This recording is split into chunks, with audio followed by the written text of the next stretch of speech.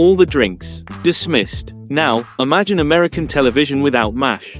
Hard to picture, right? That's because MASH wasn't just a hit show. It redefined what a sitcom could be. Premiering in 1972, during the turbulent final years of the Vietnam War, MASH transported viewers to the Korean War, blending sharp humor with raw heartbreak like never before. She said I had an unhappy love affair. Was it one of my doctors? No, it was your priest. Its quirky, unforgettable characters navigated the absurdity of war while shining a light on the resilience of the human spirit. The show quickly became a fan favorite. But behind the laughter, MASH was always evolving. As it delved deeper into social issues and complex character stories, tension sometimes flared on set. Several beloved stars eventually made the tough decision to walk away. Were their exits personal, creative clashes, or something else entirely? The truth might surprise you. Let's dive into what really went down. A war story told with heart, and so much more. But before we unpack that, let's rewind and see how this legendary series first came to life. Like many iconic shows, MASH didn't start on TV. It began as a book. In 1968, Dr. Richard Hooker, a pen name for Korean war surgeon H. Richard Hornberger, published MASH, a novel about 3 army doctors. It fictionalized his experiences as a mobile army surgical hospital doctor during the Korean War. The book's blend of dark humor, human warmth, and harsh reality made it an instant bestseller, and caught Hollywood's eye. Just 2 years later, director Robert Altman adapted it into the film MASH, a satirical black comedy that was as irreverent as it was sobering. Donald Sutherland starred as Hawkeye Pierce, Elliot Gould as Trapper John, and the film struck a nerve during the height of the Vietnam War's shadow over America. The film was a critical and commercial hit, winning the Palme d'Or at Cannes and an Academy Award for Best Screenplay. But the true cultural explosion came 2 years later when CBS turned it into a weekly TV series. Developed by Larry Gelbart and Gene Reynolds, the show premiered on September 17, 1972. It kept the wartime backdrop and offbeat humor but added serialized, character-driven storytelling, diving deeper emotionally than most sitcoms dared. Alan Alda took over as Hawkeye Pierce, quickly becoming the series' heart and soul. Though the first season struggled with ratings, nearly getting cancelled, CBS took a chance by moving it to Saturday nights. The gamble paid off, ratings soared, and so did MASH's cultural impact. The show broke many unwritten rules. It experimented with format, incorporated real war footage, and was one of the first American comedies to use the sound of helicopters instead of a laugh track. Alan Alda, beyond acting, became a creative force behind the scenes, pushing for greater realism and emotional depth. But as MASH grew, so did its characters. Not all the actors were on board with these changes. Some felt their roles shrinking or turning into caricatures. Others wrestled with personal struggles or longed to chase new creative opportunities. Throughout its 11 seasons, MASH saw many cast changes. Yet it remained anchored by a singular mission: to reveal the cost of war through compassion, wit, and unbreakable human bonds. With that, let's jump into the first major exit that stunned the nation. One departure was so unexpected that the writers chose to kill off the character, in a scene that shocked millions. McLean Stevenson. Ask any longtime MASH fan what hit them hardest, and chances are they'll say it was the final scene of Season 3's finale. Abyssinia, Henry. Just one quiet line from radar, but it changed everything. Lieutenant Colonel Henry Blake's plane was shot down over the Sea of Japan. There were no survivors. That moment broke new ground. Not only did it shock audiences, but it marked the first major departure of a core MASH cast member, McLean Stevenson. But how did we get here? McLean had been vital since day one. As the likable, often bewildered commanding officer of the 4077th, Colonel Henry Blake was the perfect foil to the madness around him. Hawkeye and Trapper brought rebellion and wit. Henry Blake brought heart, sometimes frazzled, sometimes clueless, but always genuine. Early on, McLean's performance earned him widespread praise and a Golden Globe. He was funny, relatable, and beloved. Yet behind the scenes, all was not well. According to interviews and memoirs, McLean grew frustrated with his role. The show started as a loose ensemble comedy but soon centered heavily on Alan Alda's Hawkeye Pierce. As Alda took on more writing and directing duties, his character's emotional depth and screen time expanded. McLean felt sidelined. So sidelined, in fact, that in a 1975 People magazine interview, he said, "I want to be number one. I want to be the guy carrying the show." As egotistical as that sounds, it wasn't really about ego.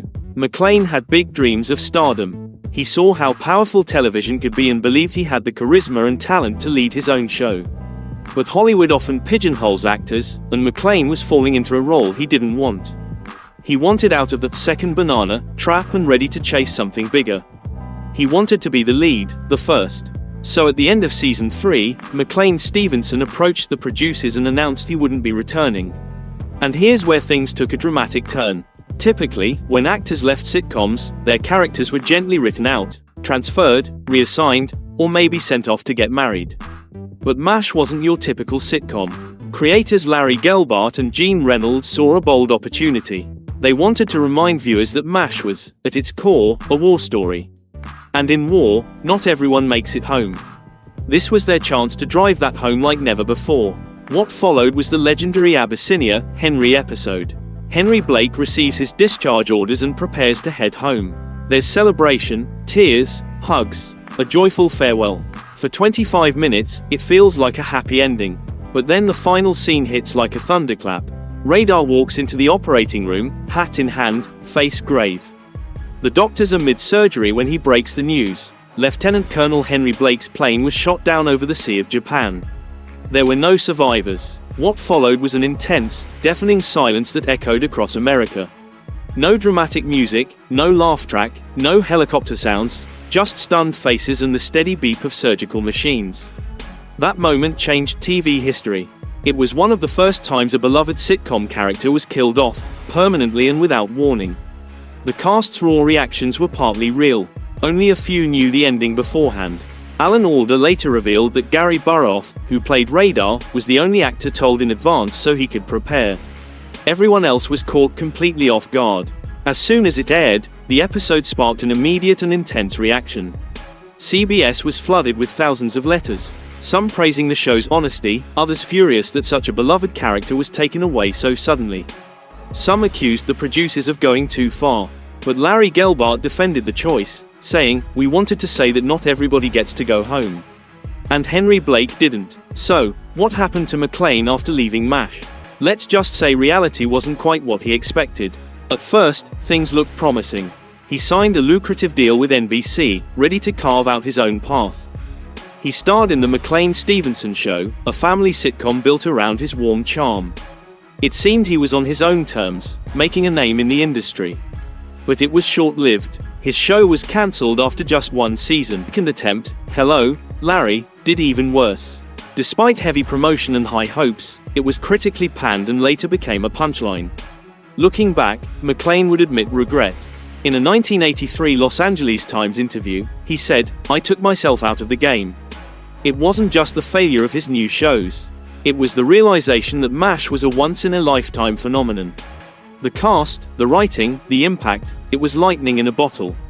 Some co-stars, like Alda and Loretta Swit, expressed sadness over his departure but understood his desire to branch out. Others quietly wondered if he'd been too quick to walk away. Despite regrets, McClane kept working in television, making guest appearances here and there. But he never recaptured the success or emotional connection he had as Henry Blake. When he passed away in 1996 at 68, tributes poured in. Alda remembered him as a wonderful actor and good man. Gary Burroff called him a light-hearted spirit who brought joy to everyone around him. Say what you want about McClane, but in a way, his departure gave MASH its soul. The irony, while he left searching for his big break, the role he walked away from became the most enduring part of his career. But if you thought McClane's exit was dramatic, Wayne Rogers' departure was a whole other story. Quiet, complicated, and full of behind-the-scenes drama. Wayne Rogers. While McClane got a tearful farewell and a moment etched in TV history, Wayne simply vanished. One episode he was there. The next, gone. No goodbye, no explanation, no closure. Why? Because sometimes what's happening off camera is messier than you think. To understand, let's rewind. Wayne Rogers played Trapper John McIntyre, the other half of MASH's original comedic duo. Alongside Alan Alda's Hawkeye, they defined the early seasons. Their chemistry was electric. Fast-paced banter, mischief, unbreakable friendship. It was like a wartime odd couple, complete with scalpel jokes. But beneath the laughs, tension simmered. Wayne signed on believing MASH would be a true ensemble show, equal screen time, shared spotlight. But as the series evolved, the spotlight shifted to Alder's Hawkeye.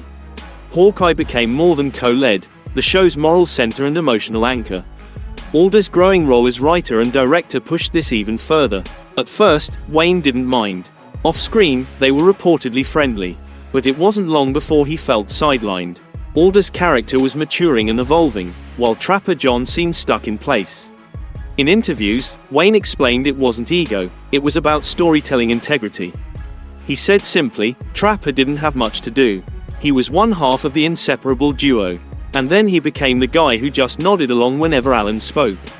But unlike McClane, who made a public exit with a send-off, Wayne Rogers took a different route. Quietly, without fuss, he chose not to renew his contract after season 3. The producers didn't even officially know he was gone until shortly before filming season 4. And here's where it gets even stranger. Wayne's contract was never formally signed. He'd been working on a handshake deal all along. So when producers threatened to sue him for breach of contract, they had no legal ground, because technically, he hadn't broken anything. He simply walked away from a show that no longer gave his character the room to grow. His departure was abrupt and left the writers scrambling. They had to rewrite season 4's opening, explaining in the first episode that Trapper John had been discharged while Hawkeye was on leave. The audience reaction was brutal. First Henry, then Trapper. Was this really happening? And to make it worse, there was no farewell scene. No hospital party, no heartfelt goodbye. Just a sudden absence. With the producers desperate to fill the void, Mike Farrell stepped in as B.J. Hunnicutt, a more grounded, emotionally complex, and perhaps less rebellious foil to Hawkeye. The show's dynamic shifted instantly. Gone was the buddy comedy edge, replaced by a softer, more introspective tone. Ironically, MASH actually grew deeper, and arguably better, in Trapper's absence. Many still prefer the early seasons, but we'd argue the opposite. Meanwhile, Wayne didn't disappear. After MASH, he appeared in TV and film but eventually took a very different path, becoming a successful financial investor and commentator. Wayne was smart, very smart. A Princeton history graduate, he later built a career on Wall Street. By the 1990s, he was a regular panelist on Fox News Cashin' In, discussing economics and policy. He made millions, not from acting, but from savvy investing. Still, he never fully walked away from Hollywood. He did TV movies, recurring roles, and often joked about MASH in interviews. Despite his sudden departure, there was no lasting bad blood with the cast. Alan Alda once said, "Wayne is one of the smartest people I've ever worked with. I missed him a lot when he left." Their friendship stayed strong. When Wayne died in 2015 at 82, Alda tweeted, "He was smart, funny, curious, and dedicated. We made a pact to give each other a hard time for the rest of our lives, and I'm sorry we won't have the chance." Though Wayne left MASH at the height of its early fame without fanfare, he's still fondly remembered by fans who loved Trapper's playful grin and easy charm. We've talked about those who left to chase new paths. But what about those who left because the series was just too emotionally demanding? Enter Gary Burrough. It's ironic, since he was the heart of the team, but Gary left MASH quietly, painfully, and for reasons most never fully knew. To fans, Gary was Radar O'Reilly, the wide-eyed company clerk with a teddy bear under one arm and the war on his shoulders. Radar could hear helicopters before anyone else. He had a sweet, childlike innocence that softened the battlefield's harshness. While Hawkeye and Trapper broke rules and Henry fumbled leadership, Radar was the glue, the soul, the emotional heartbeat of the 4077th. But behind his soft voice and nervous smile, the actor was unraveling. Gary was the only actor to reprise his role from the original 1970 MASH film. On TV, he transformed Radar into something unforgettable, a symbol of lost innocence in wartime.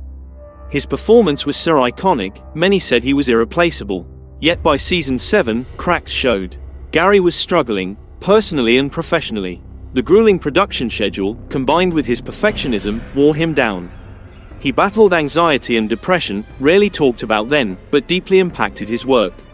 Being away from family added to the strain. By the late 70s, Gary was married with a young daughter. Long hours on set meant missing her early years. A mistake I never stopped regretting, he later admitted. In a 2018 interview, co-star Mike Farrell said, Gary had emotional problems. He always felt he wasn't getting the attention or appreciation he deserved. But I think he underestimated how much we all respected him. Contract disputes added fuel. Gary wanted better pay, more flexibility, and fewer appearances to manage life. Producers tried to accommodate him, even giving him more time off and fewer scenes. But it wasn't enough. Emotionally, he was done. So in season 8, Gary made the difficult choice to leave MASH for good. Unlike Wayne, the show didn't let him slip away quietly. Radar got a 2-part farewell, Goodbye, Radar, one of the most heartbreaking storylines of the series. Radar returns from leave to find the 4077th unraveling without him. At first, he tries to fix things. But finally, he realizes it's time to move on. His mother needs him, his community farm is in trouble, and maybe, Radar has grown up. The final scene is almost silent. Just Radar walking away, silhouetted against the Korean sky, his teddy bear left behind on Hawkeye's bunk. It was as emotional as it was beautiful. It said what words couldn't. And audiences felt the loss deeply, like saying goodbye to their own innocence. After MASH, Gary took a long break. He made a few appearances, including a short-lived spin-off called Walter, where Radar becomes a cop. But it never took off. Eventually, he left Hollywood altogether. He devoted himself to painting, wildlife conservation, and inventing. Yes, inventing. He holds several patents, including one for a fishing tackle system. Nature became his refuge, a way to heal from the pressures of fame and the emotional toll MASH took on him. Gary later explained, "I left for 2 reasons, my family and burnout. I wanted to pick up the pieces of my life." Who could blame him? Today, Gary lives quietly, rarely giving interviews or chasing the spotlight. But fans still spot him at conventions or hear a rare quote, and remember the kid with the big ears and soft heart who could hear choppers first. Now, let's talk about the man who played one of TV's most hilarious villains, Larry Linville. It's hard to imagine early MASH without Frank Burns, the rigid, petty, hopelessly self-important major. Played perfectly by Larry Linville, Frank was the character audiences loved to hate. His sycophantic obsession with rules, secret affair with Major Houlihan, and deep inferiority complex made him the perfect comic foil to Hawkeye and Trapper. But as the show matured, Frank's one-note villainy began to feel out of place, not in a good way. Frank Burns, played by Larry Linville, was the classic cartoon villain on MASH. But as the show matured, Larry felt his character had nowhere left to go and chose not to renew his contract after season 5. His exit freed the show to explore deeper, more nuanced conflicts, moving away from slapstick toward more human comedy. Larry's departure led to the introduction of Charles Emerson Winchester III, played by David Ogden Stiers, who brought a refined, complex antagonist to the series. Winchester's character evolved over time, revealing vulnerability beneath his arrogance, and remained until the series finale. David later came out publicly and was respected for his dignity and range before passing away in 2018. Among the women of MASH, Major Margaret "Hot Lips" Houlihan, played by Loretta Swit, stands out. Initially a strict, one-dimensional character, Loretta transformed Margaret into a strong, intelligent, and complex figure. She stayed for all 11 seasons, one of the few actors to appear from pilot to finale, ensuring the women's voices were heard in a male-dominated setting. These actors shaped MASH's legacy, each leaving a lasting impact in their own unique way.